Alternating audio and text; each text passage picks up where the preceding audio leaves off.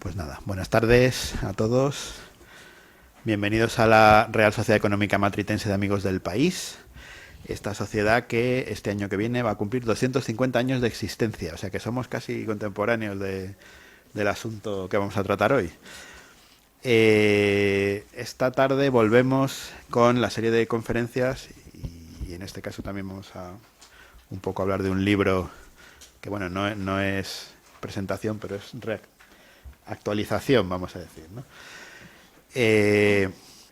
Vamos a hablar de un momento de la historia de España que, como tantos otros, está casi, ya no diría yo, no diría que olvidado, diría que prácticamente está inexistente, está inédito prácticamente, hasta que nuestro ponente de esta tarde, don Carlos Canales Torres,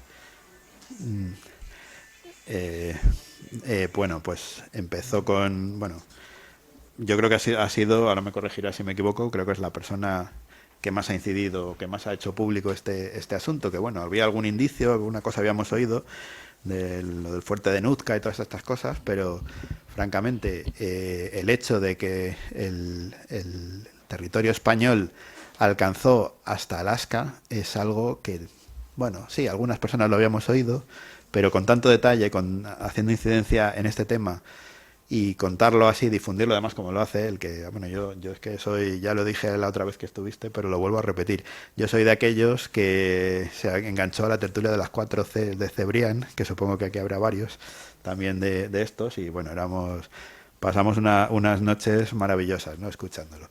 Y ahora poder seguir con ello, pues tenerlo aquí en la Matritense, para mí siempre es un placer recibirle.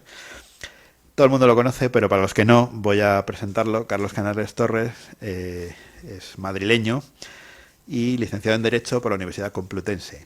Máster en Gestión Informática de Empresas, abogado y escritor. En su carrera profesional, entre otros muchos cargos, fue en el Ministerio de la Presidencia secretario general del Boletín Oficial del Estado, entre el 93 y el 98. Profesor en el Máster de Informática y Derecho de la Universidad Complutense, en el modo de jurismática, gestión automatizada de despachos de abogados.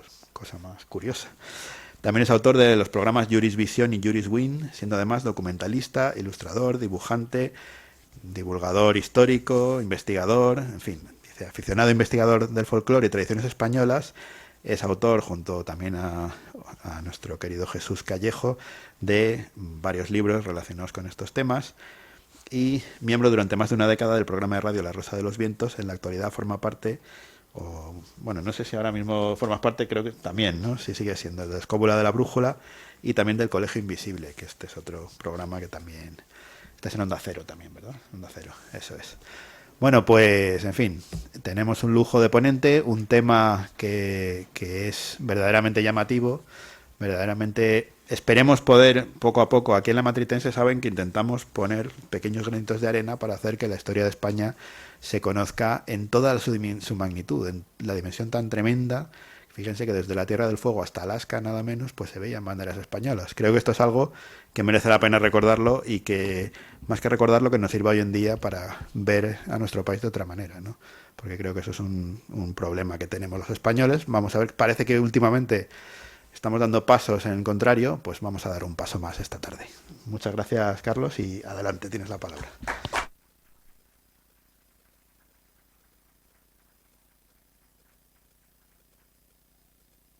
Bueno, muchas gracias a la Real Sociedad Económica Matritense de Amigos del País y a todos los que han venido esta tarde. Ahora sí. Lo que van a escuchar forma parte, en principio, de lo que fue la investigación que Fernando Martínez Lainez y yo desarrollamos hace ya más de una década cuando hicimos el libro Banderas Lejanas. Sin embargo, hace un poco más de un año abordamos una revisión en profundidad del libro. De hecho, la versión nueva tiene 100 páginas más, sobre todo porque había habido algunos cambios que nosotros considerábamos que hacía preciso una actualización del contenido de la obra. Dentro de esas actualizaciones, uno de los elementos principales está en lo que van a ver esta tarde, que es el descubrimiento de una serie de expediciones desconocidas, las cuales no existe aparentemente hasta ahora datos documentales, pero sí restos físicos, es decir, arqueológicos, que suponen un cambio muy notable acerca de la idea que se tenía de la presencia española en las tierras árticas del noroeste de América hace más de 200 años. En realidad, lo que están viendo es, por otra parte, forma forma parte de un documento que se llama Science in the Cloud, que forma parte de un proyecto que Miguel del Rey y yo iniciamos hace unos años en Estados Unidos, que se llama Edge and Clear, que en el caso de las ponencias mías o conferencias, que luego llevan aparejado una especie de microlibro o un documento en texto o en formato electrónico, comenzó hace unos pocos meses con la presentación, creo que fue en junio, para el Instituto Franklin, que es un instituto de la Universidad de Alcalá de Henares y de la Universidad de Nueva York, sobre la divergencia o polémica de las Floridas, que también formaba parte de lo que podría ser en el futuro una especie como de secuela o spin-off del libro Banderas Lejanas. Lo de Alaska, hemos utilizado un título un poco periodista, no sería muy lógico, si aquí hubiera historiadores dirían que esto es una pequeña exageración, pero formaría parte de algo realmente, como decía Manuel, el presidente de la sociedad, muy desconocido, muy ignorado y sobre todo injustamente valorado por parte de la sociedad española actual, que desprecia los logros de nuestros antepasados de una manera para mí realmente sorprendente. Porque yo puedo tener algunas críticas acerca de lo que se hizo en el pasado, pero desde luego la gente de la España del siglo XVIII era todo menos idiota. Realmente lo que van a ver ahora es una demostración fabulosa de capacidad náutica, logística, ingeniería, astronomía y en líneas generales conocimiento científico y apreciación de la capacidad para desarrollar operaciones avanzadas en un medio claramente desconocido y hostil. Esto en el siglo XVIII estaba a disposición de muy poca gente en el mundo, entre otros de la Real Armada Española. Esta historia empieza, en realidad, unos siglos antes. Empieza, a ver si consigo que el ratón funcione. Empieza con esto. Lo que están viendo es muy conocido, es el reparto del mundo por el Tratado de Tordesillas, el reparto de los territorios a descubrir del mundo. Este tratado, el famoso tratado entre la Corona de Castilla y Portugal, tenía varios problemas. El principal de todos es que no se conocía el mundo. Con lo cual, como no se conocía el mundo, estabas haciendo una división en función de algo que realmente tú no conocías. Por eso en el tratado se dice de las tierras descubiertas y por descubrir. Pero el segundo problema que tenía es que hasta el siglo XVIII el ser humano no fue capaz de medir con corrección completa la longitud. Sí era capaz de medirse la diferencia norte-sur, pero era muy complicado trazar las posiciones este-oeste.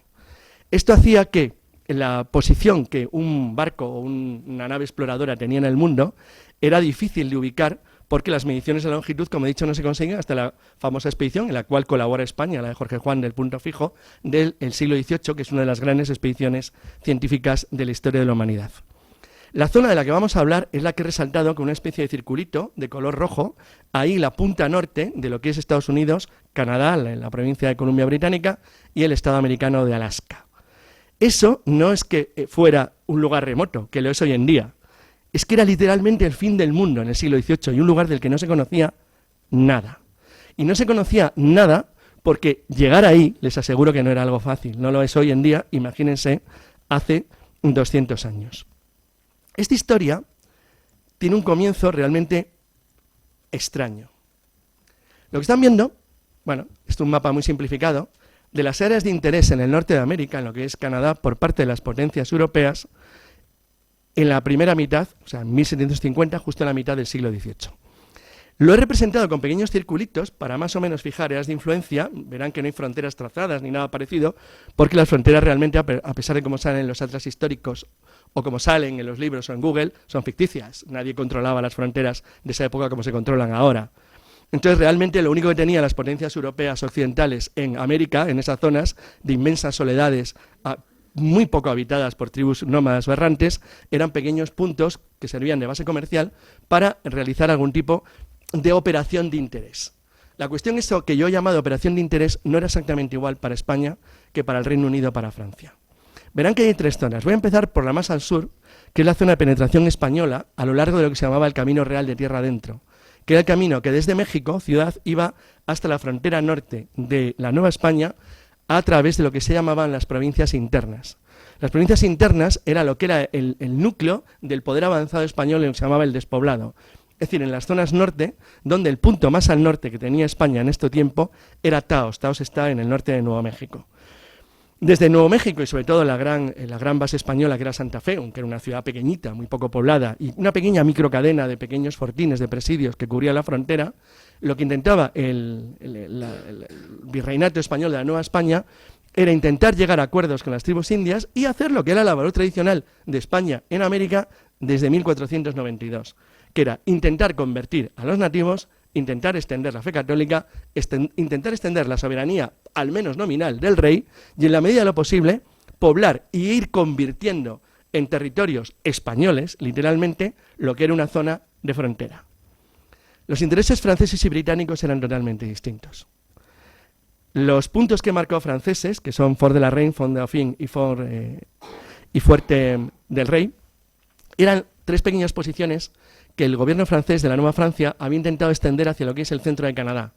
El objetivo francés era doble, era por un lado el intentar extender sus redes de comercio de pieles, que eran los objetivos privados fundamentales de la Nueva Francia. La Nueva Francia tenía un grave problema de población, que era el mismo problema que tenía la Nueva España, es decir, estaban muy poco poblados en comparación con las colonias inglesas.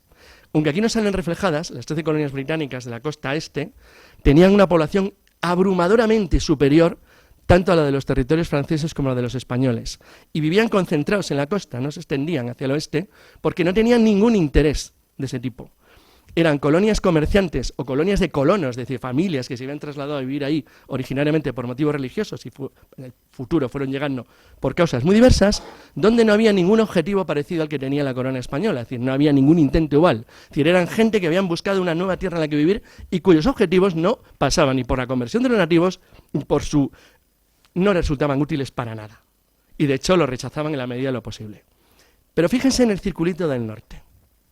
El circuito del norte eran las posesiones literales de una compañía comercial, la Hudson Bay Company, la compañía de la bahía de Hudson, que todavía existe hoy en día, y es una de las compañías comerciales más exitosas de la historia de la humanidad. No está mal, 300 y pico años de duración, sigue dando grandes beneficios y siendo propietaria de inmensos territorios y riquezas en la zona norte de Canadá hoy en día. Bueno, la Hudson Bay Company se dedicaba principalmente al comercio de pieles, para lo cual lo que hacía es que establecía fuertes, como hicieron los ingleses en la India, más o menos en la misma época, a través de la Compañía Británica de las Indias Orientales, y lo que hacían es que su único objetivo consistía básicamente en establecer puntos de intercambio con los indígenas para obtener el mayor número posible de pieles. Eso hacía que sus tramperos y comerciantes se extendieran cada vez más hacia el oeste, buscando territorios nuevos donde llegar a comercios a zonas vírgenes en las cuales podían obtener pieles en mayor cantidad sin rivales europeos. Los franceses hacían lo mismo, pero Francia, al igual que España, mantenía un cierto monopolio comercial, de manera que tanto la Iglesia, en el caso francés, como en el caso español, tenían un cierto control vinculado a la corona sobre las operaciones comerciales. Dicho claramente, los británicos eran mucho más eficientes, ganaban mucho más dinero, eran mucho más prácticos y no tenían ningún interés en las tribus del alrededor, les importaba un pimiento. Que se murieran, que no se murieran, les daba igual. Lo único que querían era obtener beneficio comercial. Esta era la situación cuando los franceses se encontraron con un grave problema unos pocos años después. Los territorios de la bahía de Hudson, he puesto solo los 2 principales fuertes, Fort Severn, que nace a finales del 17, y Fuerte Churchill, ambos existen hoy en día como pequeñas ciudades, hacían una pinza. Las colonias principales francesas estaban colocadas, lo voy a marcar con el puntero láser para que lo vean, estaban, a ver si lo consigo hacer, me he pasado de... Bueno, estaban en la boca del río San Lorenzo, que es donde están hoy en día Montreal, Quebec y Trois-Rivières. Es decir, era una zona que estaba al sur, al sur del Valle Mohawk, tenía colonos británicos que les quintuplicaban en población, y al norte tenían territorios británicos de la Compañía de Hudson. Eso hacía que cada vez que había una guerra en Europa, lo primero que hacían los corredores de los bosques franceses era intentar tomar los puestos de la bahía Hudson. Lo lograban una y otra vez, lo hacían bastante bien. Es decir, pero luego los volvían a perder en la paz europea, donde Francia, como siempre, había metido la pata, había tenido algún problema, y se los tenían que devolver. Eso, para la época de 1750, había condenado a la Nueva Francia a la extinción, porque no tenía ninguna posibilidad, sus 70, 80.000 habitantes, de enfrentarse al casi 1,5 millones de habitantes ingleses que tenían en los dos lados, que les pinzaban. Como los británicos se habían operado en la guerra anterior de Acadia y tenían también una buena base en Terranova al norte, realmente la salida de San Lorenzo estaba prácticamente en manos británicas. Durante la Guerra de los 7 Años, el intento francés es intentar mandar el mayor ejército que se había mandado en la historia de Europa a América, en el Marqués de Montcalm, pero Francia pierde la guerra. Cuando pierde la guerra, hace una cosa muy curiosa, y es que el gobierno francés, que está arruinado y que no puede mantener lo que le queda de posesiones en América, porque en la zona sur Francia tenía una ciudad muy aceptable, que era Nueva Orleans, había creado un pequeño puesto comercial que se había desarrollado como ciudad en lo alto del Missouri, que es San Luis, y al norte habían creado un pequeño fuerte, Fort Arkansas, que abría la puerta directamente a las tribus de las llanuras. Tras la expulsión de Francia a este territorio, Francia le entrega la Luisiana como compensación a España, que la guerra ha perdido La Habana y Manila, le entrega toda la Luisiana, con lo cual los británicos, que se han apoderado de toda la guerra de fuertes franceses y que han extendido su comercio de pieles a esto que ven ahí que pone Fort Chippeway, que nace en 1757 o por ahí, y que es el punto más al oeste británico en ese momento, se encuentra con que los españoles tienen ahora posiciones que van subiendo a lo largo del río Missouri, hasta que a finales de siglo, en 1794, un puesto fortificado francés, bueno, colonos franceses de Luisiana, o sea, soberanía española, que René Josam, en Dakota del Norte, se acerca peligrosamente a lo que es la frontera entre Canadá y Estados Unidos. Por el sur, España, sin embargo, ha iniciado un movimiento que tiene un objetivo completamente distinto. Y es que el mundo es redondo, aunque no lo crean. Entonces, como el mundo es redondo, pero que aquí no haya terraplanistas, hay un pequeño problema. Rusia acaba en Siberia, pero los rusos no acababan ellos en Siberia. Y a finales del siglo XVIII, bueno, a mediados del siglo XVIII, la Rusia en expansión, que tiene muy consolidados ya sus puestos en el mar de Ojotsk, en la zona al norte donde hoy está Vladivostok, lo que los rusos llaman hoy la provincia marítima, deciden contratar los servicios de un gran navegante danés, Vitus Bering, para que explore más allá. Vitus Bering, que da nombre al estrecho que actualmente separa América de Asia, inicia una serie de exploraciones en la contracosta de la zona siberiana de Rusia. Esto en principio, España ni se entera, estamos en el siglo XVIII. Hablamos de la primera mitad del siglo XVIII, pero Pedro el Grande ha iniciado un proceso de modernización de Rusia, de occidentalización, que le ha llevado a crear una clase dirigente completamente occidentalizada, con unas ambiciones imperiales enormes que tienen dos objetivos fundamentales. Un puerto en aguas cálidas, que lo intentan primero con Azov y luego lo intentan, aunque nunca lo han logrado, con Estambul. Y, por otro lado, afianzar el imperio ruso en el este, en sus fronteras remotas con China y más allá. El caso es que a España, Rusia resultaba un lugar completamente remoto. En 1717, el duque de Alba, que era uno de los primeros, el primer embajador español formal en Rusia de manera permanente, después de la guerra de sucesión española, cuando tiene contacto con los rusos, tiene noticias de que los rusos, comunica a Madrid, hay comunicaciones de la embajada española en San Petersburgo de que los rusos están haciendo expediciones dirigidas por gente como Bering en el este, pero sin mayor importancia. Lo que ocurre que en las dos guerras siguientes europeas, las dos que siguen a la guerra de sucesión española, la guerra de sucesión de Polonia y la de Austria, se da un fenómeno muy curioso.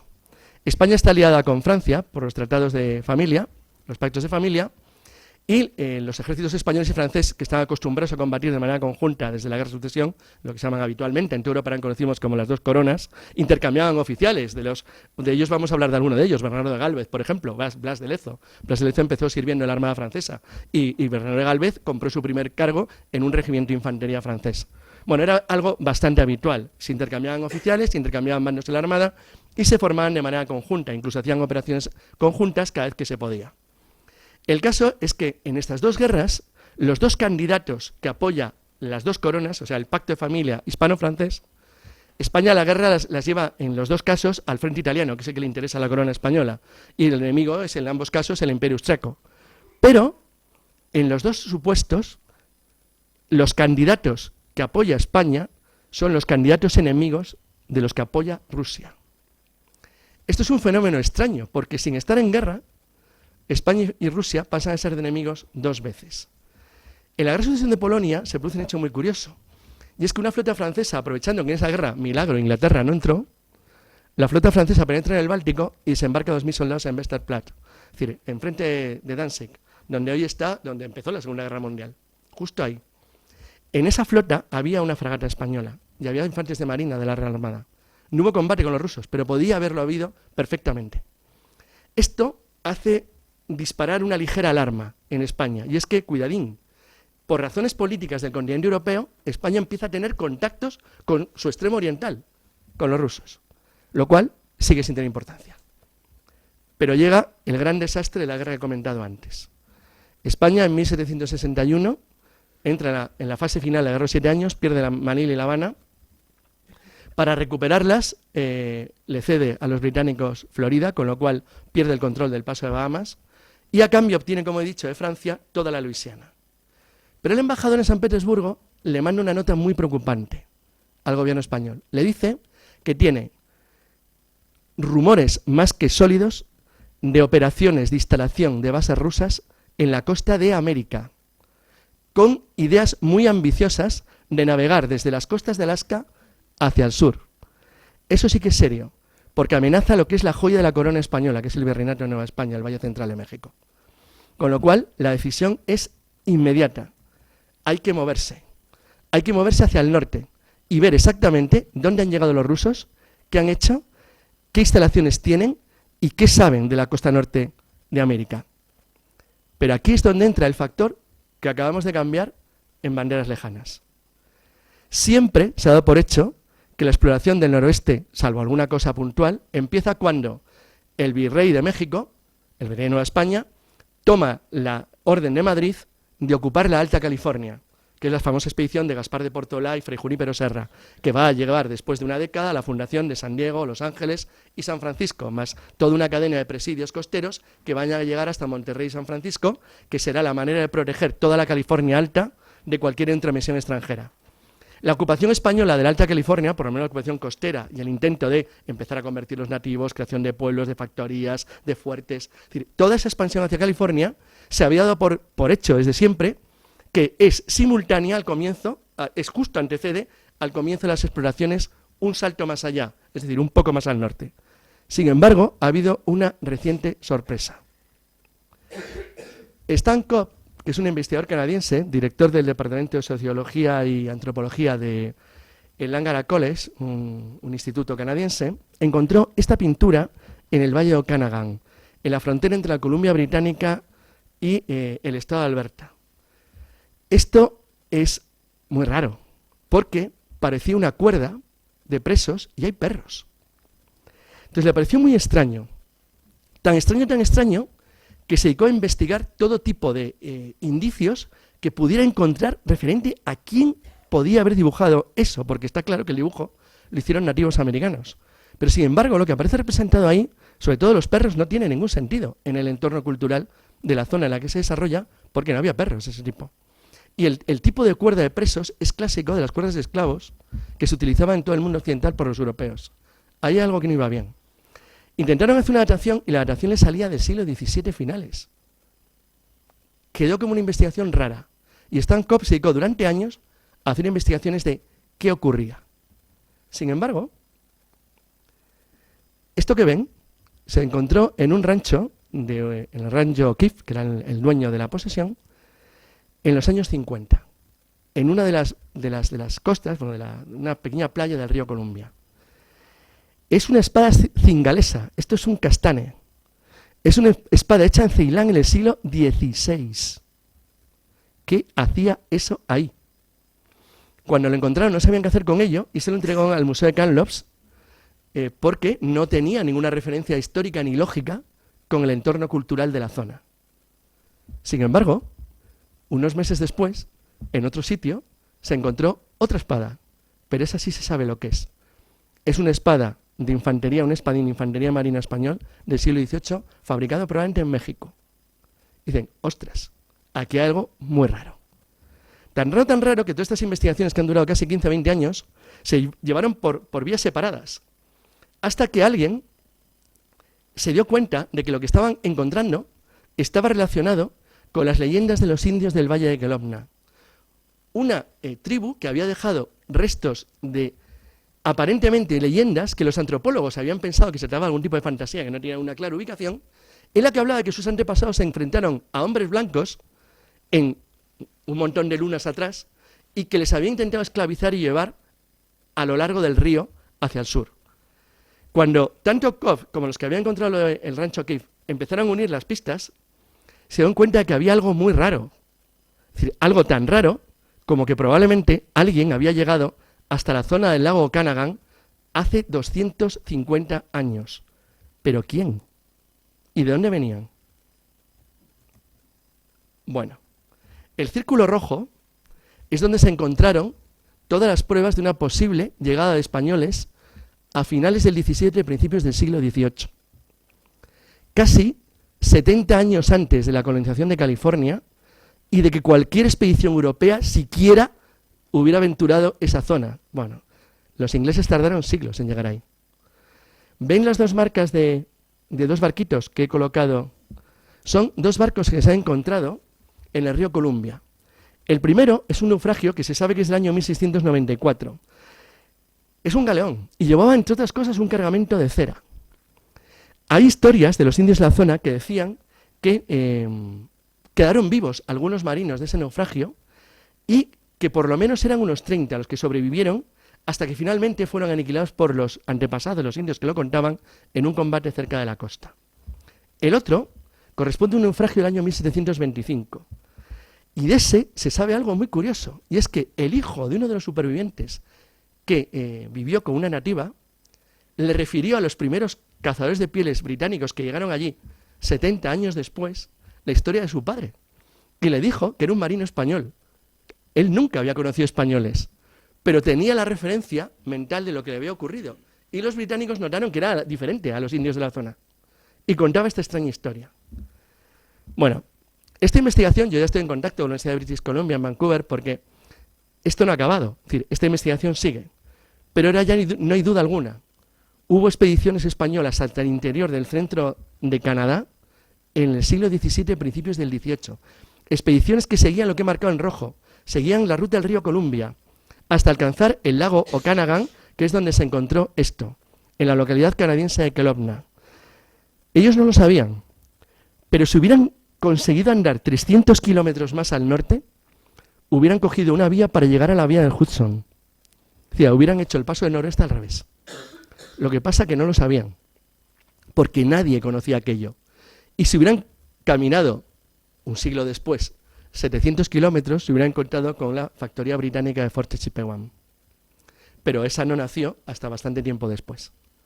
Bueno, todo esto indica que, aunque no existen documentos probados y hay que investigarlo a fondo, existe toda una exploración secreta o desconocida o oculta de actividades españolas exploratorias en esa zona en un tiempo increíblemente remoto, lo cual demuestra, una vez más, lo alucinante de la capacidad técnica, náutica y exploratoria de los españoles en los siglos XVI, XVII y XVIII. Por si alguien quiere ver dónde está el lugar, está ahí. A ver quién llega ahí andando, ¿eh? Todavía hoy, no se lo aconsejo. Hay osos, esas cosas. Bien, el caso es que esta es la situación. Bueno, olvidémonos de esto. En 1774, cuando ya se ha fundado cuando no se ha fundado todavía Los Ángeles, pero se ha fundado San Diego y los españoles ya están en la Alta California, el virrey de Nueva España recibe noticias de nuevo de Madrid de actividades rusas que indica el embajador en San Petersburgo en la región de las costas de Alaska. Esto alarma muchísimo al gobierno en México, al gobierno virreinal, que decide que de inmediato hay que hacer algo. Y Antonio María Bucareli, digo el nombre porque tiene un topónimo hoy en día en Alaska, Bucareli Ursúa, que era el virrey de Nueva España, decide de manera inmediata encargar a un navegante, a Juan José Pérez Hernández, capitán de una fragata de la Santiago, con 86 tripulantes, alcanzar el grado 60 norte. El objetivo tenía dos objetivos. El primero, establecer contacto con las tribus de la zona de manera amistosa, intentar algún tipo de acuerdo de alianza, entre comillas, con los indígenas de la región y verificar la presencia de navegantes o factorías rusas en la zona de la costa nororiental de América. Partiendo desde la base naval de San Blas, que era la principal base naval junto con Acapulco del Pacífico mexicano, del Pacífico de Nueva España, parte hacia el norte, hacia un rumbo que es una ruta totalmente desconocida. Dos cuestiones que hay que considerar. La navegación en las costas americanas, en California Norte, Alta California y Oregón, es muy complicada porque los vientos soplan hacia el oeste y te empujan contra la costa de manera inmediata. Es una navegación muy difícil, son aguas muy violentas, no hay islas entre medias, no hay islas cercanas y el mar es difícil de navegar, es un mar duro y complicado. Costeando siempre para intentar mantener, el objetivo siempre de las exploraciones españolas de la época, como siempre, intentar buscar desembocaduras de los ríos, accidentes geográficos que marcaran la posición con claridad y intentar buscar lo que sería un plano básico para poder ir, en la medida de lo posible, en la expedición siguiente, ir ajustando de la mejor manera posible lo que se había descubierto y llevarlo a un mapa y a una carta náutica. La expedición descubre el actual Monte Olympus, en el territorio norte de los Estados Unidos, en el estado de Washington, al que ellos llamaron Cerro Nevado de Santa Rosalía. El Cerro Nevado de Santa Rosalía es lo que ellos marcan como identificación clara de una zona que han llegado y navegan hasta alcanzar los 54 grados 40 de latitud norte. Esto les deja a 6 grados de distancia del objetivo previsto, pero tenían enfermedades, tenían problemas de salubridad por falta de comida fresca, el tiempo era muy malo. No obstante, la expedición de Pérez Hernández es brutal en el sentido que se dan cuenta de, como ellos mismos indican en el cuaderno de bitácora, que es fascinante, cuando dice estamos viendo bosques, montañas inmensos donde podrían crearse infinitos reinos. Es decir, se han dado cuenta que están en un mundo completamente inexplorado y gigantesco en tamaño. Aunque no calculan a la perfección la longitud, ellos saben que aproximadamente se encuentran a una distancia de más de 1000 kilómetros de la bahía Hudson, en el lado contrario de la costa americana. Saben que están ante un mundo absolutamente nuevo. Establecen contacto con 2 tribus de la zona, los Aida y los Tlingit. Los Tlingit son muy importantes porque eran la principal tribu de lo que hoy es, la zona costera de Columbia Británica en Canadá, y la zona sur de lo que es la Alaska americana, que como todo el mundo sabe tiene una especie como de patita que baja hacia abajo. Bueno, los Tlingit fueron importantes porque eran los más numerosos y además luego tuvieron un intenso contacto con traficantes de pieles británicos, americanos, españoles, de manera que luego se convirtieron en una especie de poder local importante de cara a cualquier tipo de contacto para establecer una fuente de soberanía en la región. Bueno, la expedición no fue un éxito tal como se había pensado, con lo cual al año siguiente, muy rápidamente, el virrey toma la decisión de mandar una nueva expedición con el mismo objetivo, alcanzar el paralelo 60 norte, esta vez con la fragata Santiago, con 90 hombres, al mando del capitán Ezeta, y un paquebote, el Santiago, con el capitán Manrique, que se encargaría de llevar los suministros. ¿Por qué un paquebote? Además de una goleta, la Sonora, con el capitán Bodega y Cuadra, que serviría de escolta. El tener barcos de distinto tamaño era especialmente interesante porque el objetivo esta vez era cartografiar las zonas próximas a la costa, buscar una zona de fondeo, contactar con los nativos y hacer ya un acto de reclamación de soberanía. Es decir, algo que pudiera demostrar al resto de las potencias europeas, el resto del mundo lo contaba, obviamente, es decir, solamente había que convencer a europeos, de que había elementos suficientes como para poder garantizar y asegurar la soberanía española sobre ese territorio. El 12 de julio de 1775, un pequeño grupito luego veremos que no eran infantes de marina, de soldados armados de la fragata Santiago al mando del comandante Zeta. En total iban con ellos el cirujano, el padre, el sacerdote de la que acompañaba la expedición y el propio capitán, realizaron un desembarco para hacer un acto formal de toma de posesión. Fue el primer acto formal de toma de posesión de una potencia europea en las costas de lo que hoy es Alaska. Lo hicieron a 57 grados norte, un poquito más abajo del objetivo marcado por el virrey. La Sonora, que era la goleta que mandaba a Bodega y Cuadra, se separó de la expedición y se encaminó a la costa y siguió hacia el norte hasta alcanzar el actual Sitka Sound. Sitka fue luego, años después, la capital de la Alaska rusa y todavía hoy en día es una ciudad muy bonita, un pequeño pueblecito donde se conserva la antigua catedral ortodoxa. Es un sitio bastante curioso porque era donde los rusos establecieron lo que ellos llamaron luego Nuevo Arcángelsk. Bueno, allí los españoles, perdón, me acabo de pasar. Ahí. Bueno, a la vuelta comunican al virrey lo que han encontrado y indican, es decir, que las referencias que había marcado la expedición anterior eran correctas, con lo cual se establece el primer mapa cartografiado, por lo menos aproximado, con mediana calidad, de la costa americana hasta el estrecho de Nootka.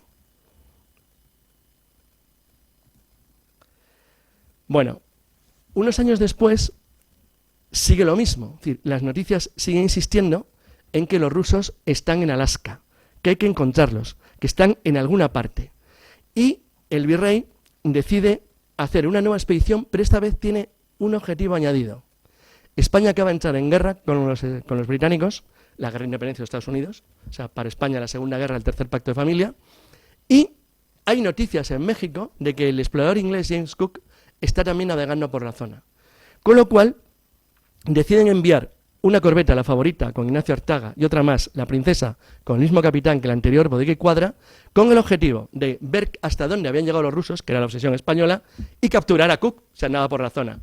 Cook era difícil de capturar, porque acababan de matar en Hawái los nativos, pero por lo menos lo intentaron. Es decir, por lo menos había un intento de buscarle, con lo cual mandaron esta vez dos naves de guerra, claramente, con el objetivo de navegar lo más al norte posible y con las dos mismas opciones que se habían buscado antes, hasta que el 25 de julio de 1779, en la península de Kenai, se realiza una toma de posesión de soberanía ante la ausencia de rusos, seguían sin encontrarlos, no había manera, pero hicieron algo muy parecido a lo que hacían los portugueses en las exploraciones por el norte, por el este de África, el oeste de África, durante el siglo XV, a lo largo de todo el siglo XV, era lo que los portugueses llamaban padraos. Los navegantes portugueses construían gigantescas cruces de piedra para que cuando otro navegante europeo, que siempre era portugués, llegara, supiera que un cristiano portugués había estado allí. Ellos lo reflejaban en sus mapas, cartas de navegación y diarios de bordo, pero si por alguna razón no llegaban, una tormenta, un accidente, un naufragio, que al menos sus compatriotas pudieran saber que un cristiano había estado allí. Ellos hicieron lo mismo, España hace lo mismo, en cada toma de posesión levantaba una gigantesca cruz de madera, izaba la bandera y hacía una toma de posesión formal. Anotaban el lugar con la mejor precisión posible, en este caso lo hacen en un punto ya muy al norte, porque la península de Kenai está en lo que ven ahí marcado. Bueno, como verán, la costa de Alaska gira hacia el este, con lo cual ellos se dan cuenta que no continúa hacia el norte y deciden bajar y volver a dar noticia el 6 de septiembre al virrey de que siguen sin encontrar rusos. Este viaje, sin embargo, tuvo un gravísimo problema, que es una de las cosas más alucinantes, iba a decir aquí, de la estupidez española, que alguien puede imaginarse. Y es que el mapa de Ignacio Arteaga y Francisco Bodeguer Cuadra se publicó. Y el primero que consiguió una copia fue el navegante francés Lapérouse. Aunque Francia era aliado, nunca se le tenía que haber dado este mapa. El mapa se publicó en 1798 y al día siguiente, más o menos de publicarse en 1798, lo compró en Londres Dennis Barrington. Con lo cual los británicos tenían la totalidad de los mapas con costas, sondeos, zonas mejores para poder desembarcar, planos detallados de profundidad y encima toda una imagen marcada de la costa. Fue un fallo terrible, porque por segunda vez, el caso anterior había sido el caso del norte de Australia, bueno, que ocurrió en el siglo XVII, pero este caso fue muy dañino porque los británicos que estaban en aquel entonces en plena discusión con España, que luego lo veremos, por el conflicto de Nootka, pues se hicieron con la totalidad de la información de sus enemigos, que éramos nosotros. Bien. Una vez producido este viaje y acabada la guerra, España había obtenido una victoria muy clara en la guerra de independencia de Estados Unidos, había recuperado las Floridas y había recuperado Menorca. La situación era muy buena, la flota española durante un tiempo fue la segunda del mundo, había superado incluso a la francesa, la guerra le había ido muy bien, con lo cual la siguiente expedición que plantea el virreinato de Nueva España era ya muy clara. Se sabía ya con seguridad que los rusos, que en aquel entonces estaban en guerra con suecos y turcos, habían mandado de nuevo una expedición hacia el este, con el objetivo muy claro de seguir extendiéndose hacia aguas más cálidas de las de Alaska. El sistema ruso de colonización en Alaska seguía la cadena de las islas Aleutianas. Había empezado por Unalaska, que es lo que ven más al este, y tenía la base principal en la isla de Kenai, en Kodiak, donde tenían el principal puesto en aquel entonces. Este sistema costero de crear pequeñas factorías era el mismo que usaba cualquier potencia occidental cuando quería ir avanzando en un territorio. Es exactamente lo mismo que España había hecho en la costa de Alta California. Primero creas San Diego, después vas haciendo pequeñas factorías y fuertes y pequeños presidios que protegen a las misiones hasta llegar a San Francisco. Los rusos iban haciendo exactamente lo mismo en un territorio obviamente muchísimo más complicado. El caso es que los objetivos de verificar la presencia se hacen con un paquebote de nuevo en San Carlos, con el capitán Gonzalo López de Haro, y una corbeta, la Princesa, con Esteban José Martínez. Uno de los oficiales de Martínez, Narváez, consigue finalmente en Kodiak reunirse con el representante ruso, que se llama Evras Delanov, y se había separado, las dos naves españolas se separan, y cada uno de ellos intenta buscar a los rusos por su cuenta, hasta que finalmente lo hace primero Narváez, que consigue hablar con los rusos en Kodiak, en la isla de Sitinak, donde se encuentra con Martínez, que llega a Alaska el 29 de julio. Allí, una vez unidos y verificada la presencia rusa, ya no hay más que decir, es decir, los rusos están allí. Ellos piden información sobre las actividades rusas y Delarov le dice a Narváez, al oficial de Martínez, que el objetivo ruso es ni más ni menos que avanzar hacia el sur hasta ocupar Nootka Sound, el estrecho de Nootka, en lo que es Columbia Británica, justo enfrente de Vancouver. Es decir, en el trocito del Pacífico del norte, que es canadiense, que no es americano. Los americanos tienen la frontera en el estado de Washington y luego saltan a Alaska. Hay un pequeño corredor que es canadiense. Eso les coloca a muy cercana distancia de California y sobre todo el territorio de Oregón, que España reclamaba también desde la expedición de Bodega y Cuadra.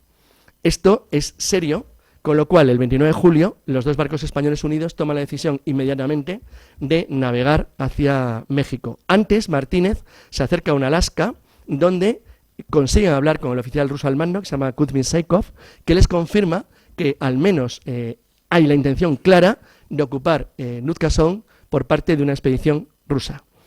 En realidad, ahora se sabe, se refería a la expedición que mandaba un danés que se llama Joseph Billings, que en realidad era una exageración, no llegó ni tenía capacidad ni fuerza para ocupar Nootka. Pero las noticias, una vez que llegan a San Blas y de ahí a México, alarman enormemente al virrey, que se da cuenta que España tiene un desafío ahora muy grande, y es que si los rusos se establecen en Nootka, echarlos va a ser luego muy difícil. Y como los ingleses de momento estaban fuera de juego, había que aprovechar el momento. Con lo cual, se toma la más importante decisión, que es la decisión política de ocupar el territorio, no al norte inmediato de California, sino pegar un salto, lo que constituyen los estados americanos de Oregón y Washington, y alcanzar directamente lo que es la Columbia Británica canadiense. El objetivo ya es claro, es establecer una posición fortificada y una población. Eso sería la forma de determinar la soberanía española en la zona. Ya con la nueva bandera, claro. La orden que reciben los capitanes Martínez y Haro del virrey de México, de Nueva España, es tomar posesión inmediata del estrecho de Nootka. En el verano de 1789, Martínez envía a José María Narváez, que era su oficial, el mismo que había contactado con los rusos, a explorar todo el estrecho de Juan de Fuca, que es el estrecho que se encuentra al sur de la isla, lo que separa hoy esa zona de los Estados Unidos, y en las artes de Gertrudis Magna, que era un barco capturado de los británicos, se llamaba antiguamente Northwest America, es decir, utilizarlo para intentar ver qué condiciones de navegabilidad tenía el estrecho. Finalmente, después de explorar bien la boca del estrecho, toman la decisión de establecer el puesto en un sitio que los indígenas llaman Yunquot, que significa eso, donde sopla el viento en todas direcciones. 49 grados 56 minutos norte, 126 grados 57 minutos oeste, en la isla de Nootka, en el actual Pacífico canadiense. La cuestión es que establecer un puesto significaba mucho más de lo habitual. Es decir, significaba el hacer un acto de soberanía formal porque la idea era poblarlo. El virrey de Nueva España toma la decisión de que la base de Nootka tiene que ser permanente. Con lo cual envía de nuevo a una fragata, la Concepción, con Francisco de Eliza como comandante general, la Princesa Real, que era otro barco británico capturado, el Princess Royal, que había capturado Martínez el año anterior, y al mando de Salvador Fidalgo, el San Carlos. Esta vez los barcos que consiguen establecer el primer asentamiento hacen algo más, y es que una vez que tienen más o menos fijado que en el estrecho de Nuzca es donde se va a colocar la fortificación española, que son dos. Por un lado, el asentamiento, lo que va a ser el pueblo de Santa Cruz de Nuzca, y el fuerte de San Miguel, que va a ser el establecimiento militar de protección, que, bueno, ahora veremos, fue protegido por soldados de una compañía de voluntarios catalanes, la Compañía Franca de Voluntarios de Cataluña, del capitán Pedro Alberni. Esto tiene su miga y es realmente curioso. El caso es que las dos naves se separan. Por un lado, una se encarga, la de Quimper, de asentar con Eliza la posición, y Fidalgo es enviado al norte. Es enviado al norte con una misión específica de garantizar o establecer la declaración de soberanía delante de los rusos. Bueno, el fuerte San Miguel se construyó en una isla que se llama Isla de los Cerdos, bueno, se llamó por los españoles Isla de los Cerdos, y era un fuerte excelente. Tenía un sistema de baterías apuntando hacia la bahía, un edificio que servía luego como almacén de pólvora, para balas y proyectiles, y luego los cuarteles de los soldados. Era con mucho el mejor establecimiento militar de toda la Alta California y la Nueva España. Era excelente, era muy, muy bueno. Para mí solamente era comparable al fuerte de piedra que tenía España en la costa de Texas, en la bahía. Era realmente muy bueno. Bueno, la rareza es que España no tenía infantes de marina para cubrir las expediciones al norte, con lo cual, cuando no se tenía infantes de marina, se hacía lo de siempre, se cogía infantería y se le embarcaba. Pero por una razón de seguridad y solvencia, una especie de concepción clásica del siglo XVIII, se pensaba que lo que había era que garantizar que los soldados que se enviaban a las expediciones del norte fueran de la mejor calidad posible. Como allí no había nadie, en un terreno completamente vacío y aislado del mundo, se decidió utilizar a una compañía de soldados de infantería catalana voluntaria, tropas de montaña, que habían llegado de Cuba unos años antes y que tuvieron una participación importantísima en la colonización de California, es decir, en la exploración de California, con otro catalán, con Gaspar de Portolà, que era el líder militar de la expedición de la Alta California, cuya casa y hogar estaba en el Valle de Arán y hoy es el Parador Nacional de Artés. Es su casa, donde está un cuadro de él estupendo. Bueno, la compañía había sido creada en 1767 y estaba formada única y exclusivamente por catalanes en principio, y estaba creada como una unidad de montaña. Como no había nadie a mano en aquel entonces, se decidió utilizar a sus soldados como infantería marina embarcada, con lo cual no hubo infantería marina en las expediciones al noroeste, eran siempre soldados de infantería voluntaria catalana, y luego, como veremos después, de la unidad de infantería, del regimiento de infantería fija de San Blas, que era una unidad de Nueva España, del Ejército Territorial de Nueva España. En 1794, esta compañía fue la que se fue encargada en todo el tiempo del periodo español, fue la encargada de mantener la posición tanto del fuerte de San Miguel de Nuzca como del establecimiento que ahora veremos de Núñez Gaona, en lo que es la frontera entre Estados Unidos y Canadá, en el norte del estado de Washington. Esta compañía fue reemplazada al final por tropas veteranas del Regimiento de Infantería Fijo de San Blas y se quedó en Nueva España toda la vida. De hecho, acabó involucrada luego en la Guerra de Independencia de México. Por cierto, al principio se intentó que se nutriera de catalanes. Cuando ya no hubo catalanes, se nutrió pues claramente de cualquier peninsular, de cualquier español europeo que hubiera por la zona. El mando de Nuzca estaba en manos de un tipo realmente competente. El capitán Alberni era un absoluto genio, tenía unas habilidades innatas de mando y de capacidad de trabajo increíbles, y consiguió mantener una buena relación con los indígenas de la zona, en algunos casos de una manera absolutamente pintoresca y curiosa.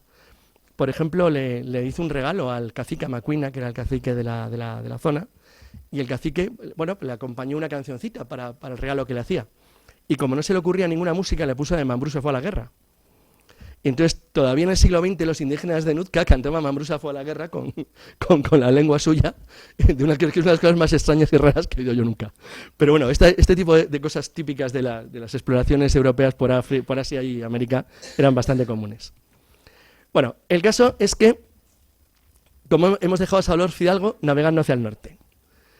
Una vez que toma las referencias básicas, es decir, va pasando primero obviamente por San Diego, después va pasando por Los Ángeles, San Francisco, todo sin tocar tierra, ve el Monte Olympus y toca tierra en San Miguel, en el fuerte de Nuzca, para partir hacia el norte. El objetivo ya era muy claro, era contactar con los rusos como fuera y hacer una toma de posesión formal delante de ellos. Contactó con ellos en un sitio que actualmente se llama Orca Inlet, la cala de la Orca. Allí, en una ceremonia, levantó una gigantesca cruz de piedra, de madera, y, como no había rusos, declaró la soberanía del territorio de Alaska en nombre de la corona española, y es el 16 de junio de 1790. Ese es el día que el Imperio Español alcanzó su máxima extensión. Como no había nadie, decidió navegar de nuevo hacia el este, hasta que en Nunavut, en la isla de Kodiak, se encontró con los rusos. Ahí así volvió a repetir delante de sus narices la ceremonia de toma de posesión y, bueno, ya tenía más validez porque lo habían visto a los rusos. Los rusos debieron de ver una especie de cosa muy extraña que no entendieron nada. Es decir, no sé qué hace esta gente aquí levantando una cruz, hablando de un idioma muy raro, que era catalán, por cierto. Levantaron la bandera española, la actual, hicieron 4 disparos de artillería de saludo y se fueron. Los rusos no hicieron nada, si hubieran hecho lo hubieran pasado bastante mal, porque San Carlos era mucho más poderoso que la artillería del fuerte ruso, pero nadie se hizo daño. Se miraron respetuosamente. Todavía no he entendido cómo se entendieron, porque en el fuerte ruso nadie hablaba ni francés ni latín y en el fuerte español nadie hablaba ruso. Con lo cual, no sé, se entendían por señas o por especie de parecido al lenguaje de sordomudos. El caso es que nadie disparó al otro, quedaron todos tan amiguitos, pero Fidalgo pudo regresar indicando que él había declarado la soberanía española hasta el paralelo 65 norte, hasta la zona donde él había hecho la toma de posesión. Luego, voy a dejar para el final dónde hace las tomas de posesión, la primera, porque es realmente llamativo y curioso. Bueno, una vez que vuelve hacia atrás, hacia San Blas, comunica al virrey que el establecimiento de Nuzca es sólido, que no hay ningún problema, pero deciden construir otra fortificación para apoyar la posible entrada de futuros enemigos, traficantes de pieles o barcos hostiles en la zona, con lo cual deciden construir un segundo fuerte, una posición fortificada que recibió el nombre de Núñez Gaona, en nombre del mayor general de la Real Armada. Ese fuerte se construyó en lo que hoy es la frontera entre Canadá y Estados Unidos. No queda nada, salvo esa fotografía que hice, que es una fotografía de un pequeño monumento que levantó el gobierno de Estados Unidos en honor al asentamiento del fuerte de Núñez Gaona. Y en 1791 fue protegido por tropas del Voluntarios de Cataluña y fue el primer asentamiento europeo en el actual estado de Washington, en los Estados Unidos. Estuvo en funcionamiento hasta que veremos luego, se desalojó las posiciones españolas en lo que hoy es Canadá y norte de Estados Unidos, en el estado de Washington, y bueno, era una posición fortificada que servía como de apoyo en la costa, justo enfrente de la isla de Vancouver, en la zona sur. Aquí hay esto fue bautizado con el nombre de Núñez Gaona y el nombre se dio Quimper. En aquel entonces prácticamente todos los nombres cartográficos de la zona eran españoles, porque eran los únicos exploradores que con calma y paciencia lo habían ido recogiendo. Aunque Vancouver había hecho también una exploración paralela, es decir, que la exposición de Vancouver cambió luego la toponimia, porque luego los ingleses se encargaron en el tiempo siguiente de ir eliminando el resto español, pero veremos, no lo hizo del todo. El problema es que en el año 1792 los indios Macac, que eran los indios que vivían en la bahía de Anea, junto al fuerte de Núñez Gaona, tuvieron un conflicto con varios de los soldados de Fidalgo. No está muy claro cuál es el motivo. El caso es que el piloto de uno de los barcos de Fidalgo, Antonio Serrantes, fue asesinado. El caso es que aquí Fidalgo decidió tomar una represalia militar y las tropas españolas atacaron a los Maca. Como pueden imaginarse, ocurrió lo que ocurre cuando soldados europeos del siglo XVIII atacan a indígenas armados con armas de piedra. Los machacaron. Esto fue el único y el más grave incidente que los españoles tuvieron con los indígenas de la zona, pero generó un cierto resentimiento en las tribus que se dieron cuenta que los europeos podían ir de buenas, pero si se ponían de malas eran muy peligrosos. Con lo cual, aunque él fue reprendido seriamente por parte del virrey de México, en México también hay que tener en cuenta que estás hablando de una situación pues, de tensión y dificultad en un lugar donde realmente no había nadie ni nada. O sea, esto es el fin del mundo absoluto. En cualquier caso, en el año 1790 y 92, en esos 2 años, con lo que ya se conocía, el gobierno, la monarquía española de Carlos IV, toma la decisión formal de reclamar para la corona la totalidad de lo que ellos llamaban territorio de Nuzca. El territorio de Nuzca era toda esta burrada, que va desde lo que hoy es el estado de norte, es decir, lo que sería hoy la frontera entre Oregón y el estado de Washington, hasta una línea que el gobierno español había decidido trazar en el paralelo 60 norte, que estaba lleno, como pueden ver, de toponimia española y que había sido el objeto de la exploración de los navegantes españoles entre 1774 y 1795. Todo este territorio, pues se entendió que formaba parte de la corona española y además España hizo auténticos actos de reafirmación de soberanía. Ahí pongo una pequeña lista de todos los barcos que fueron capturando. Portugueses, ingleses, americanos, rusos, todo lo que pasaba por la zona era capturado porque se entendía que hacía contrabando y que por lo tanto estaba opuesto a las normas de la corona española. Luego a los tripulantes y más en general se los liberaba, pero se quedaban normalmente con todo lo que llevaban de cargamento, con toda la riqueza y con el propio barco, al que normalmente se le cambiaba de nombre y se incorporaba, como hemos visto, a la Armada Española. En Madrid, la Corte, que había autorizado la ocupación y que había dado las órdenes de reafirmar soberanía, se encontró con que tenía una fortificación y un puesto, tanto San Miguel de Nuzca como Núñez Gaona, excelentes. Tenía baluartes, tenía 20 cañones, estaba bien protegido para cualquier nave europea de la época, contra cualquier nave europea de la época, pero es que además se hizo un sistema de cultivo. Se llevaron cebada, patatas, frijoles, coles, nabos, calabazas, remolacha, cebollas, ajos, zanahorias, espinacas y cilantro. Además llevaron gallinas y cerdos. Y se intentó por todos los medios que los nativos de la zona se fueran incorporando a la gestión de la vida del fuerte y del pequeño asentamiento español. Esto iba muy bien. Tenía una pinta estupenda y podía haber sido la base de la colonización española del Pacífico noroeste. ¿Qué falló? Pues no sé si lo han visto, el año 1789, revolución en Francia, caos en Europa. Empieza el follón. En 1793, España entra en guerra con la Convención Francesa, no declara la guerra al gobierno español, la declara la Convención Francesa, cuando declara la guerra a todos sus vecinos, a los que va a moler a golpes, por cierto, España incluida. El problema es que para España, el que había sido su aliado durante todo el siglo XVIII se convierte en un enemigo, pero el que había sido su enemigo nunca dejó de serlo, aunque fuera aliado ocasional. Y los británicos aprovechan el famoso incidente de la captura de una fragata de bandera portuguesa, pero que era propiedad de un comerciante inglés llamado Mead, para exigirle a España que devuelva todo el dinero incautado, indemnice al navegante y además abandone toda la zona, porque los británicos entienden que la exploración de George Vancouver por la zona de Cook tiene tantos derechos de soberanía como España, a pesar de que, comparado con las expediciones españolas, no habían hecho nada. El caso es que los representantes que se deciden nombrar para intentar un arbitraje que evite la guerra, porque en 1790 España y el Reino Unido están al borde de ir a la guerra, lo que pasa que, dado el caos que había en Europa, ambos se dan cuenta que lo que está pasando en Francia les va a afectar tarde o temprano, y se mantuvieron moderadamente discretos. El caso es que por parte de España se encarga como comisionado para negociar con los británicos a Bodega y Cuadra, y por parte británica a George Vancouver, que es el que va a dar luego nombre a la isla y a la gran ciudad hoy en día de la Columbia Británica en la costa del Pacífico. Bueno, lo que ocurrió básicamente es que los españoles pedían todo el territorio que han visto en azul y los ingleses decían que la soberanía española no podía estar más allá del norte del puerto de San Francisco y que incluso Oregón tenía que ser parte británica, a pesar de que ningún británico había logrado, por la vía de lo que hoy es Canadá, haberse acercado ni siquiera de casualidad a la costa del Pacífico, solamente habían llegado por vía naval, igual que los españoles. El caso es que la primera convención de Nuzca fracasa de una manera estrepitosa, no se llega a ningún acuerdo, ambos llegan tarde y finalmente, el 11 de enero de 1793, se decide hacer una compensación en favor de John Mills, que es el que había sido expropiado, en cierto modo, por la actividad española unos años antes, al que se le entregaron ni más ni menos que 210.000 pesos fuertes, que era una suma muy considerable.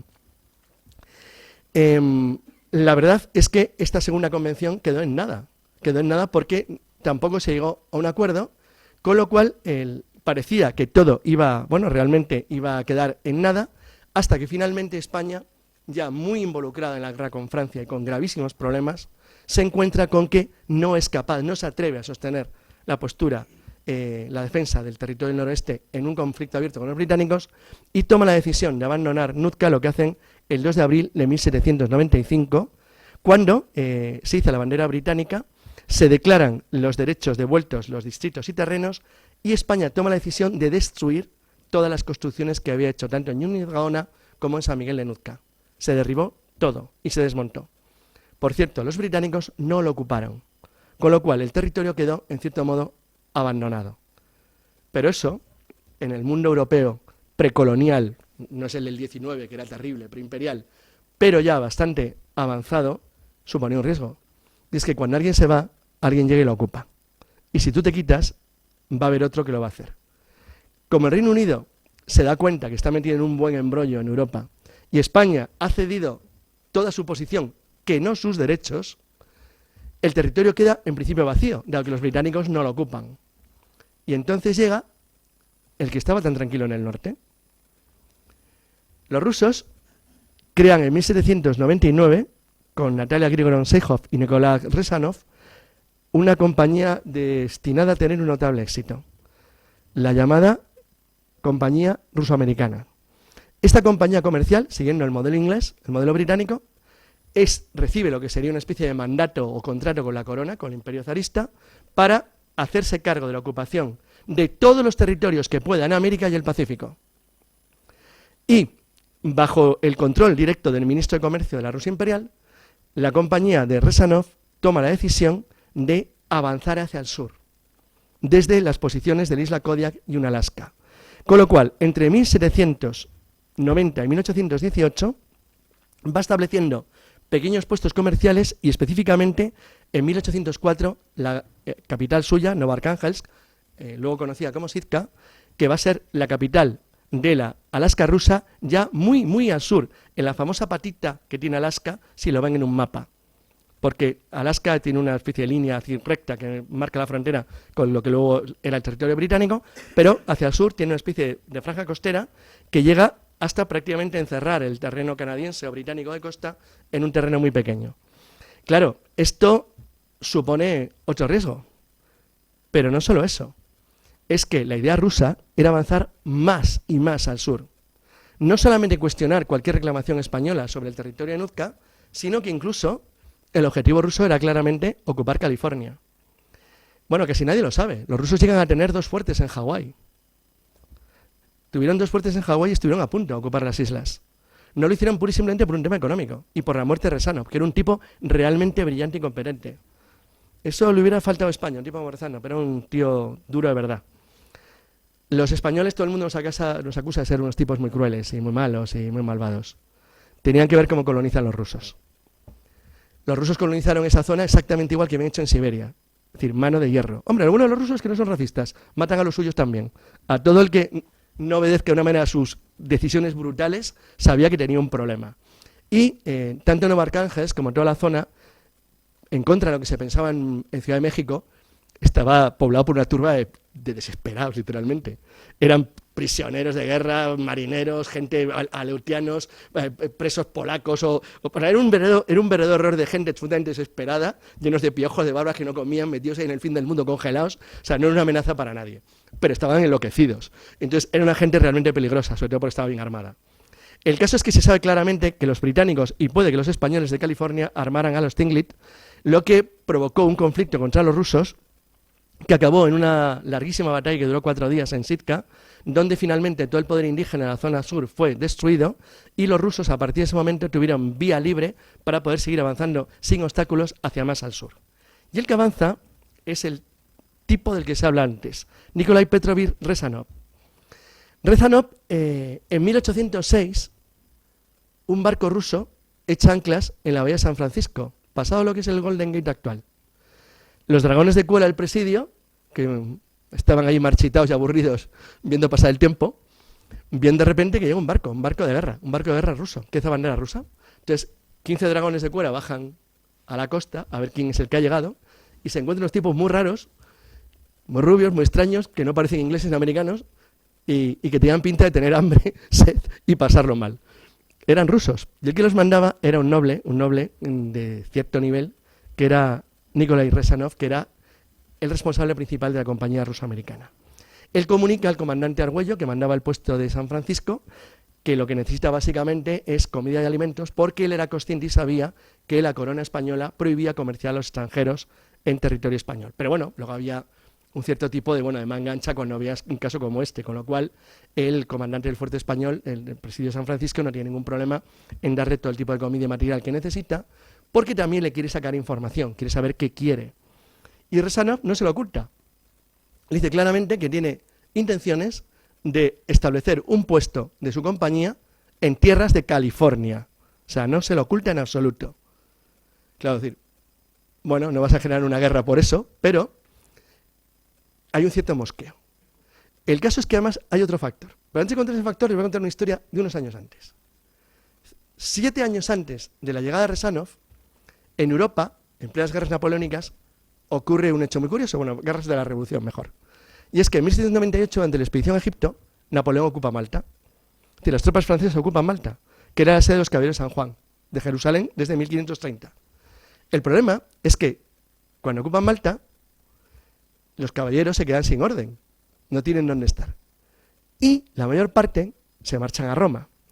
Pero el zar de Rusia, Pablo, enemigo mortal de los revolucionarios franceses, decide crear una orden nueva de los caballeros de San Juan en San Petersburgo. Eso tiene dos problemas. Primero, eran católicos y el zar es ortodoxo. ¿Cómo se juega eso? Pues no se juega, simplemente una parte de los caballeros deciden cambiarse, no sé, hacen una especie de extraño cambio y se ponen bajo soberanía del zar ruso. Pero claro, la isla de Malta no era propiedad de la Orden de San Juan, era un alquiler, el famoso halcón maltés. Era un alquiler que la corona de España, como sucesora de Aragón del territorio, había cedido a los caballeros de San Juan cuando pierden su base en Rodas, a cambio de la entrega simplemente de un halcón al año. Con lo cual, el rey Carlos IV se ve la obligación, Godoy, de decir, oye, que es que eso es nuestro. Como que tú te dedicas a crear otra orden. No, perdón, esta orden, yo apoyo la de Roma, que es la que tiene el territorio cedido por nosotros. Al rey, al zar, le sienta muy mal, y en 1799 Rusia le declara la guerra a España. Es la guerra más absurda probablemente de la historia de España. El problema que tiene es que la flota rusa estaba principalmente en operaciones en el Mediterráneo contra los franceses que estaban en Egipto, había sido enviados para intentar ayudar a los británicos y a los turcos contra los franceses. Y estaba básicamente en Lisboa, un pequeño escuadrón naval ruso. De repente, al comandante del escuadrón naval ruso le dice que está en guerra con la segunda flota o tercera del mundo.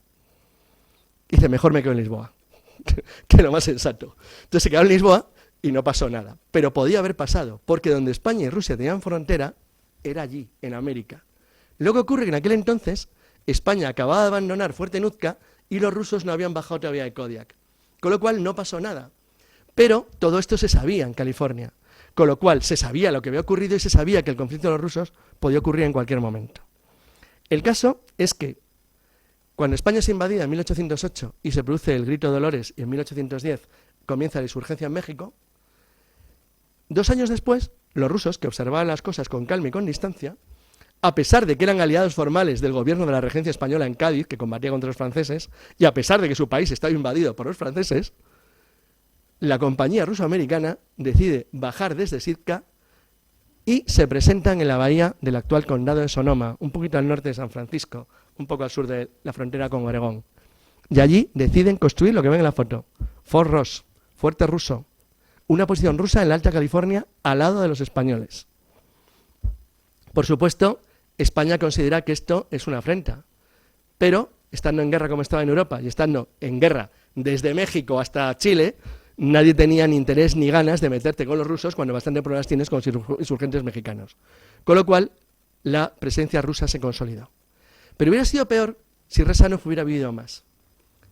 Pero a Rezánov le ocurre una cosa muy curiosa. Rezánov, cuando 6 años antes está en San Francisco y está hablando con Argüello, y ambos están sonsacándose a ver qué sabe uno del otro, resulta que hubo un factor que era inesperado. Es que la tía más buenorra de toda California era la hija del gobernador español de San Francisco. Se llamaba Conchita Argüello y se enamora locamente del marino ruso, que al parecer también se enamoró de ella. Con lo cual, Rezánov se da cuenta que puede ser un matrimonio político de primer orden. Se prometen en matrimonio y entonces él le dice que, claro, que tiene que pedir, siendo un noble ruso, autorización al gobierno del zar, de la zarina, del zar, para poder llevar adelante el matrimonio, pero que le espere porque su intención es casarse con ella. Yo me imagino que a su padre no le hace mucha gracia un ruso por aquí casándose con mi hija, a ver si tiene otras intenciones, que las tenía, pero en cualquier caso tampoco se opone. Con lo cual, Rezánov se marcha y Conchita se queda esperando a que vuelva para casarse. El problema es que nunca volvió. Se mató en un accidente en un río en Siberia cuando iba hacia San Petersburgo. La leyenda dice que Conchita nunca se enteró y le estuvo esperando toda su vida a que volviera algún día. Nunca volvió y años después hizo monja y murió ya siendo ciudadana de los Estados Unidos en la California americana en 1850 y tantos en un convento. La historia se hizo muy famosa porque una escritora que se llama Gertrude Atherton hizo una novela muy bonita sobre la historia de Rezánov y Conchita Argüello, que luego se ha llevado a un musical, ahora quieren hacer una película. Es muy resultona también para un tema de una serie o una película, pero demuestra hasta qué punto los rusos estaban interesados en establecer un sistema de alianza que la trajera a la población en un lugar que a ellos les interesaba desde un punto de vista estratégico muy claro. En cualquier caso, el establecimiento de forros supone en la práctica el fin de las aspiraciones españolas sobre el territorio de Nuzca, pero básicamente porque no había forma de reclamarlas. Estando España en guerra en Europa y estando España en guerra en América, es imposible. Con lo cual, entra además otro jugador en liza, que son los Estados Unidos. Los Estados Unidos, que le han comprado la Florida a Francia, bueno, en realidad nunca hubo Luisiana a Francia, nunca hubo Luisiana francesa.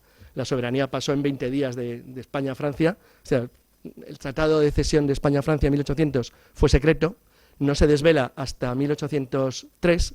Cuando llega el representante de Francia a Nueva Orleans en 1803, la soberanía francesa dura 20 días.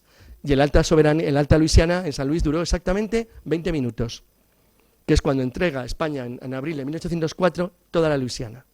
La Luisiana era un territorio que no tenía fronteras determinadas muy claras, con lo cual Estados Unidos reclama también las fronteras hasta mucho más allá de lo que en realidad era la Luisiana teóricamente francesa y luego española.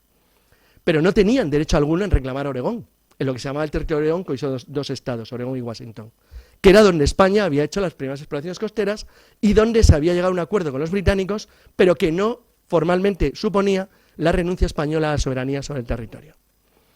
El caso es que un español llamado Manuel Lisa, que vivía en San Luis cuando el territorio está entregado a los Estados Unidos, forma una compañía comercial que se llama la American Fur Company. Esa compañía crea un fuertecito en Astoria, en la boca del río Columbia, en 1810, que es el primer establecimiento de los Estados Unidos en el Pacífico de lo que hoy es su país. Claro, aunque no había nada entre medias, entre los territorios americanos del oeste, que llegaban no mucho más allá de las Dakotas, hasta el territorio de Astoria, los americanos meten una cuña ahí. En aquel entonces, los rusos tenían, aparte del establecimiento de su base en Sitka, que era la capital de Nueva Arcángel, la capital de su Alaska, tenían también el fuerte Rosilla, en territorio español, dentro del territorio de Alta California. Y los británicos no habían avanzado de lo que es Edmonton, que es el puntito marrón con la bandera que ven ahí. Esto significaba que España formalmente todavía tenía alguna posibilidad. Pero antes de que acabe la guerra, todavía quedan núcleos insurgentes en México, aunque en Nueva España realmente el ejército realista gana la guerra.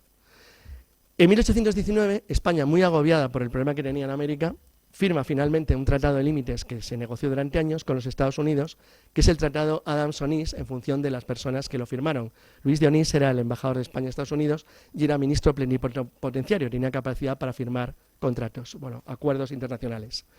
Este acuerdo suponía la entrega a los Estados Unidos de la Florida, de las dos Floridas, de lo que le quedaba a España de las Floridas. La entrega se hace en 1821, 2 años después, porque se tardó en ratificar, pero establece lo que va a ser la frontera límite final, la última frontera del virreinato de la Nueva España, que es la raya que ven en azul. Al establecer la frontera norte, España renuncia de manera oficial y formal a los territorios de Oregón y Nuzca, con lo cual, a partir de ese momento, al norte de ese territorio, las únicas reclamaciones son o británicas, o americanas, o rusas. Porque los rusos siguen teniendo fuerte Ross. Cuando México se hace independiente en 1821, el primer imperio mexicano, el de Iturbide, no hace nada contra el fuerte ruso. Y los gobiernos republicanos tampoco. La consecuencia es que el fuerte siguió en manos rusas hasta que lo compró un emigrante suizo, que se llama John Sutter, porque los rusos tenían miles de problemas económicos y de dinero, y al final decidieron vender el fuerte a un emigrante suizo, que se iba a hacer famoso en el mundo entero, porque en sus tierras se descubrió el oro de California, el famoso de la gran fiebre del oro de 1848. Con lo cual, hasta 1842, los rusos mantuvieron su posición en California. España, obviamente, abandonó el territorio en 1822, el último territorio que abandona España en todo lo que es territorio actual de Estados Unidos son es la base de San Diego, que se abandona en abril del 22, pero desde la firma del Tratado de Adams-Onís, formalmente España renuncia a la reclamación de Alaska y del territorio de Oregón. ¿Qué ha quedado de todo esto? Bueno, pues los británicos, especialmente a partir de Vancouver, hicieron una progresiva eliminación de los topónimos españoles en la costa, de manera que han ido borrando nuestro rastro. Pero bueno, Vancouver no le caía del todo mal España y mantuvo algún elemento más o menos simbólico para que por lo menos quedara alguna constancia de la presencia española en algunos lugares. No obstante, un profesor de la Universidad de Anchorage, en Alaska, de origen mexicano, se dedicó a recopilar hace poco, bueno, hace unos años, un trabajo muy arduo, la totalidad de los topónimos españoles en Alaska. Hay unos 250. Y a cada uno de ellos le dedicó más o menos pues, el tamaño de un folio. Eso hace un libro de 500 páginas, directamente solamente con eso. La verdad es que la documentación española sobre el territorio de Alaska es imborrable y sobre todo tiene dos hechos curiosos con los que quiero más o menos acabar. Esto es Córdoba, con V. 60 grados norte, 52 minutos y 145 grados longitud oeste. Es Córdoba con V porque no tiene que ver con la ciudad. Fue llamada así por Salvador Hidalgo en honor a Luis de Córdoba y Córdoba, director general y capitán general de la Real Armada Española, y es, junto con su vecino, el que venga ahora, Valdez, los dos topónimos al norte más al norte del mundo en lengua castellana. Este está a 61 grados norte, están a la altura aproximadamente, para una idea, del puerto noruego de Bergen. Estos topónimos y estos dos pueblecitos muy bonitos, que mantienen los nombres, Valdez es en honor también de otro marino, en este caso de Antonio Valdés y Fernández Bazán, que era también capitán general de la Real Armada, secretario de Estado del Despacho Universal de Marina e Indias, el equivalente a un ministro, y caballero del Toisón de Oro. Entonces, ambos, que tienen el honor de ser los lugares españoles con nombre español más al norte del mundo, son hoy en día un recuerdo vivo de lo que fue la efímera y oscura Alaska española, pero que bueno, por lo menos merece este pequeño recuerdo que espero que les haya resultado de interés. Gracias.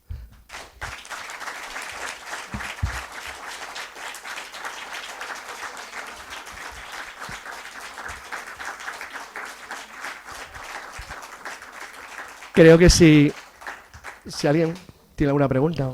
Sí. Venga, por ahí.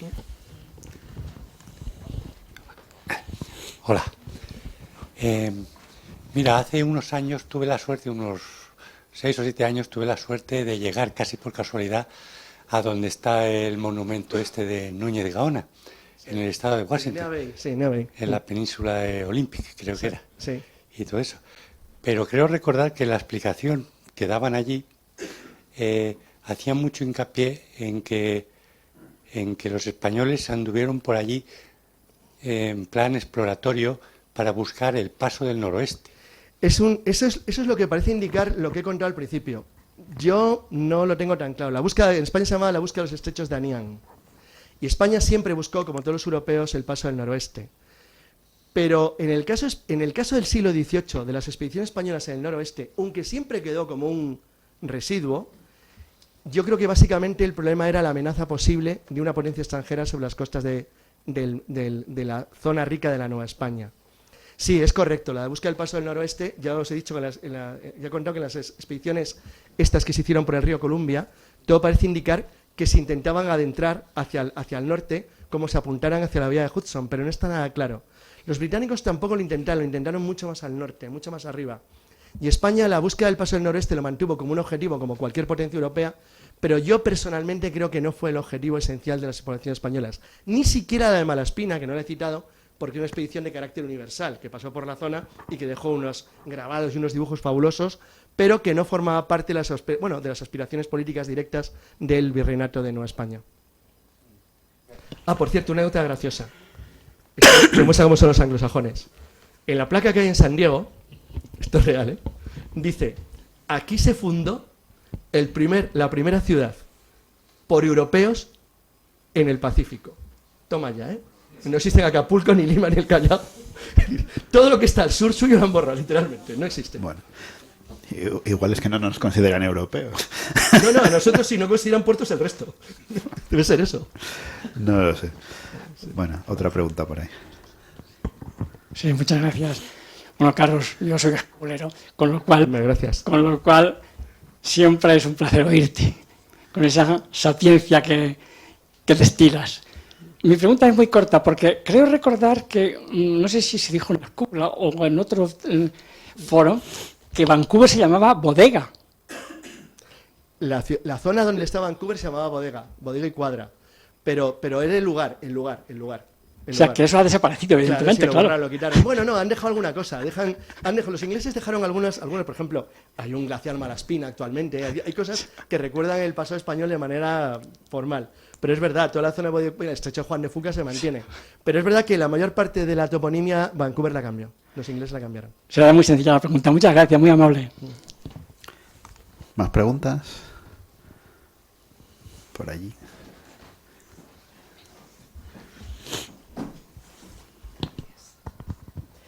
Buenas tardes. Muchas gracias por toda esta trayectoria de siglos XVIII y XIX de España, que me ha interesado muchísimo.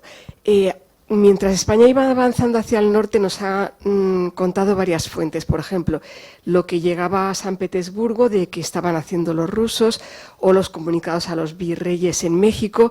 Pero yo le quería preguntar, estos trayectos de la corbeta La Princesa y todas las fragatas que nos ha ido mencionando, ¿hay registro en los archivos de la Armada Española de todo ello, imagino, no? Absoluto. Gracias.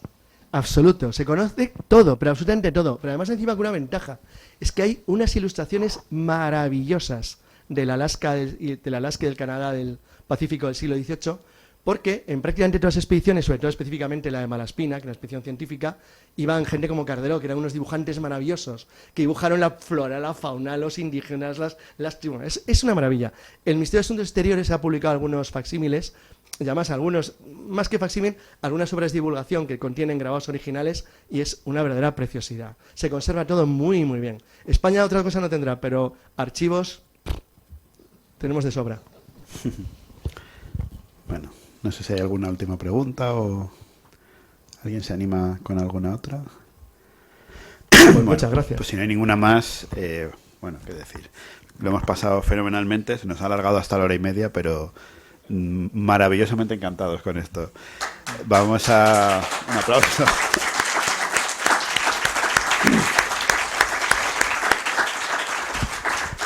Aquí te lanzo el guante para que vuelvas cuando tengáis más datos sobre esto o, bueno, todas las investigaciones que estáis haciendo sobre la historia de España en América, en Norteamérica en concreto. Ya sabes qué he hecho, ¿eh? Aquí está el foro listo para escucharte. Muchísimas gracias a todos los que han venido esta tarde, a pesar de que había fútbol, que es un grave enemigo. Y nada, nos vemos en la próxima. Muchas gracias.